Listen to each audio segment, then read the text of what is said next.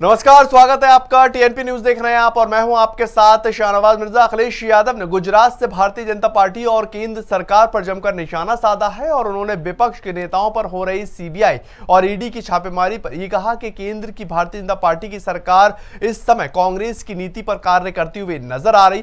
कांग्रेस जमीन पर पहुंची है और वहीं पर आगे चलकर भारतीय जनता पार्टी भी जमीन पर पहुंचती हुई नजर आएगी। आखिर अखिलेश यादव का गुजरात दौरा कितना महत्वपूर्ण है और किस तरह से गुजरात से उत्तर प्रदेश की सियासत को अखिलेश यादव साधते हुए नजर आ रहे हैं, इस खास रिपोर्ट से समझे।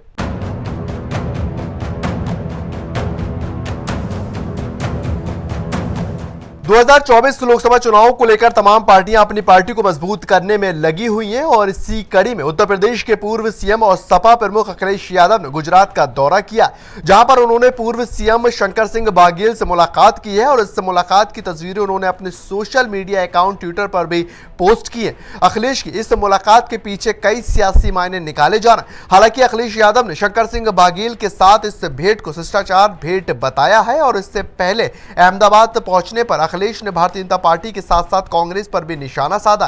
अखिलेश यादव ने यह कहा है कि भारतीय जनता पार्टी की सरकार ने सीबीआई, ईडी और आईटी विभाग को विपक्ष के लिए हथियार और अपने कारनामे और घपलों के लिए ढाल बना लिया है। जनता सब देख रही है और इसका बदला जनता चुनाव में जरूर लेगी।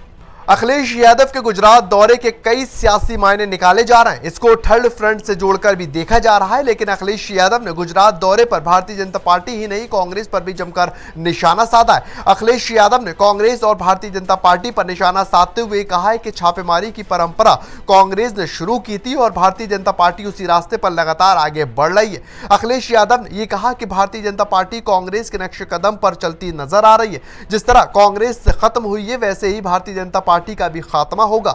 अखिलेश यादव ने आगे यह कहा कि महात्मा गांधी के देश में बुलडोजर जैसी हिंसा नहीं होनी चाहिए और लगातार इस तरह की बातें निकलकर सामने आती हैं। उन्होंने कहा, राष्ट्रपिता महात्मा गांधी ने गुजरात में जन्म लिया और यमुना नदी के किनारे अंतिम सांस ली। अखिलेश यादव ने इसी तरह भगवान श्री कृष्ण को लेकर भी चर्चा की। उन्होंने भगवान श्री कृष्ण को लेकर यह कहा कि उनका जन्म नदी के किनारे हुआ था और अंतिम सांस गुजरात के द्वारका में ली थी। अखिलेश यादव ने कहा कि इस देश में हिंसा के लिए कोई भी जगह नहीं बनती है। इनकम टैक्स, ईडी, सीबीआई, मैंने एक बार कहा कि ईडी है एग्जामिनेशन डेमोक्रेसी। आपको इस परीक्षा से गुजरना ही होगा। कम से कम बीजेपी कांग्रेस के रास्ते चल रही है।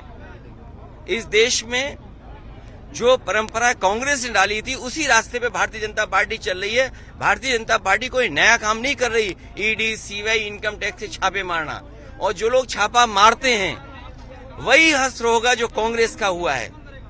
अगर आज ये छापा मार रहे हैं तो कल बीजेपी के भी नाम लेने वाले लोग नहीं बचेंगे। तो वहीं पर आपको बताएं, समाजवादी पार्टी लंबे समय से उत्तर प्रदेश के बाहर पैर पसारने की योजना पर काम करती नजर आ रही है। उसने मध्य प्रदेश, राजस्थान जैसे उत्तर भारतीय राज्य नहीं बल्कि महाराष्ट्र, गुजरात, कर्नाटक सहित कई राज्यों में अपना संगठन खड़ा करने की कोशिश की है। हालांकि उसे ज्यादा कामयाबी हासिल नहीं हो पाई। उत्तर प्रदेश में भी सपा के लगातार सत्ता से बाहर रहने का असर पार्टी के कार्यकर्ताओं के मनोबल पर पड़ता नजर आ रहा है। पार्टी को मजबूत करने और 2024 के चुनाव को देखते हुए अखिलेश यादव अपनी पार्टी का विस्तार करने में लगे हुए हैं। बहरहाल अब ये देखने वाली बात होगी कि 2024 लोकसभा चुनाव को देखते हुए उत्तर प्रदेश की जनता का आखिर मिजाज क्या रहने वाला, क्योंकि कहा जाता है कि दिल्ली की सत्ता का रास्ता उत्तर प्रदेश की गलियों से होकर गुजरता है और उत्तर प्रदेश की गलियों में लोग क्या सोचते हैं, क्या महसूस करते हैं, ये 2024 लोकसभा चुनाव में ही पता चलेगा। Bureau report, TNP news.